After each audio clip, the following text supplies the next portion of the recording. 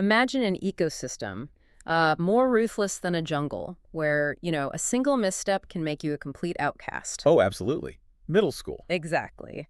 Today we are doing a deep dive into a really fascinating set of notes.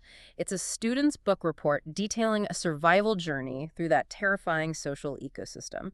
Yeah, and our mission for you, the listener, is to explore how this story, which focuses on a 10-year-old boy named August, really exposes the hidden mechanics of, well, empathy and tribalism. Right, and social currency, which we all still navigate every single day. For sure. And August is just a fascinating lens for this, because inside he feels entirely ordinary. But externally. Right. Externally, he's had 27 plastic surgeries.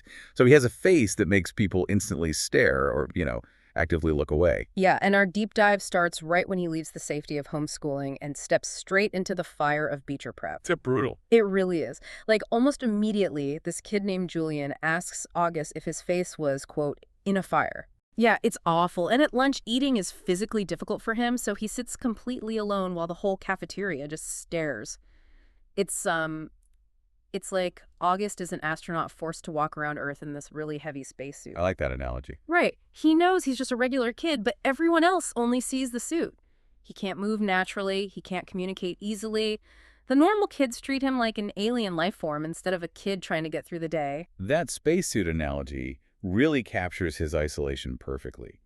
And the notes highlight a pretty sharp contrast here. You have the school's English teacher, Mr. Brown, pushing these high-minded precepts. Right. The rules about choosing kindness. Exactly. But those intellectual ideals, they just instantly crumble against visceral, unthinking tribalism. Like, a younger boy named Jamie actually shouts and runs away just at the sight of August. Man, that's harsh. It is, but it's not just a lack of manners. It's almost an evolutionary reflex. Humans are wired to fear the unfamiliar to protect the tribe. Wow, yeah. And the sheer weight of that social spacesuit makes August so desperate for an escape. Which makes Halloween, like, the most important day of his year. Oh, definitely.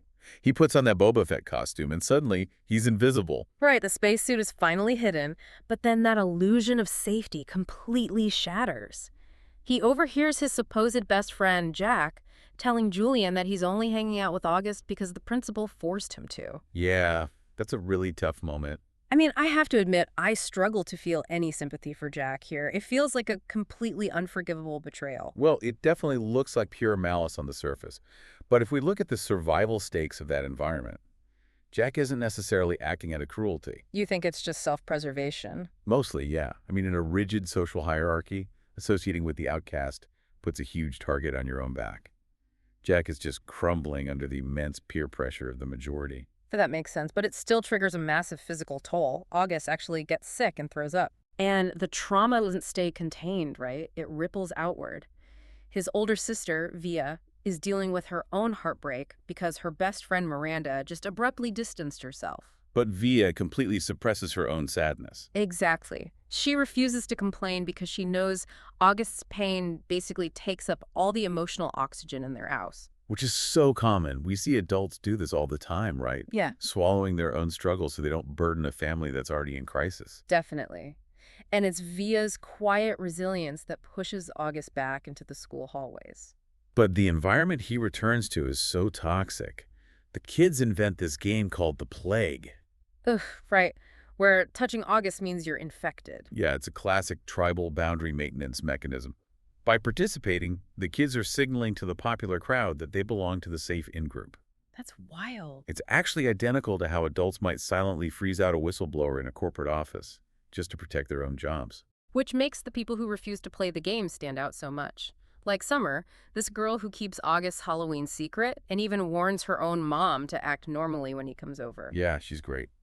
And Jack eventually realizes the gravity of his mistake, writes an apology note, and actively accepts being frozen out by Julian's crowd just to stand by August. Because Summer and Jack show us that empathy actually has a currency. To be genuinely kind to the outcast, you have to be willing to spend your own social capital. Right, they basically choose to go bankrupt in the eyes of the popular crowd. Exactly.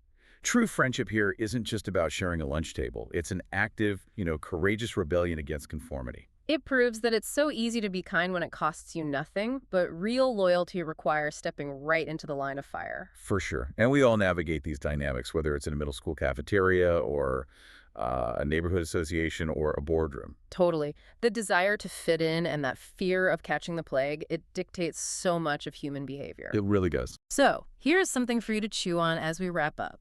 The story shows us that August needed a literal mask, that Boba Fett costume, just to feel normal. Yeah. But for Jack and Summer to be true friends, they had to take their masks off. They had to drop that protective facade of trying to look cool. That's a great point. So, what kind of social masks are you wearing in your daily life to protect your own social capital? And what would happen if you finally took them off?